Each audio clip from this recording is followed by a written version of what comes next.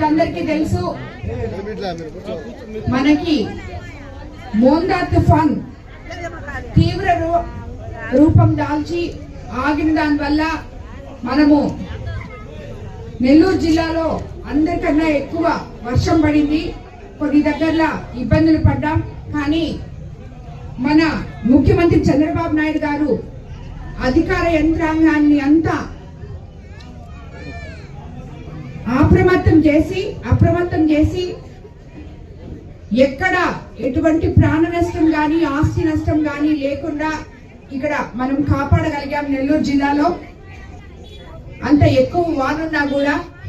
అదేవిధంగా real time governance లో భాగంగా ఎప్పటికప్పుడు క్షేత్ర స్థాయిలో ప్రతి అధికారి, ప్రతి నాయకుడు, ప్రతి ఒక్కరు కూడా కలిసి ఐకమత్యంగా పనిచేసి ఎక్కడెక్కడ ఏమేమి సమస్యలు ఉన్నాయో తెలుసుకొని అప్పటికప్పుడే ఇళ్లలోకి నీళ్ళు వచ్చిన కానీ ఇల్లు పడిపోయిన దగ్గర కానీ మనం రీహాబ్ లో ఉంచుకోవడం జరిగింది.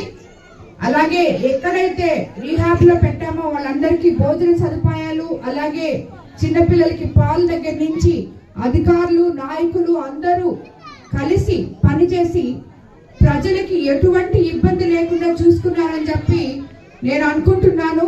ఎందుకంటే చంద్రబాబు నాయుడు గారు 75 ఏళ్ల వయసులో 24 గంటలు ఈ తుఫాన్ని పర్యవేక్షిస్తూ మన యువ నాయకులు నారా లోకేష్ బాబు గారు కానీ, అలాగే ఉప ముఖ్యమంత్రి పవన్ కళ్యాణ్ గారు కానీ, అలాగే ప్రధానమంత్రి మోడీ గారు కానీ అందరూ కూడా ఒక దగ్గర కేంద్రీకమై ఈ తుఫాను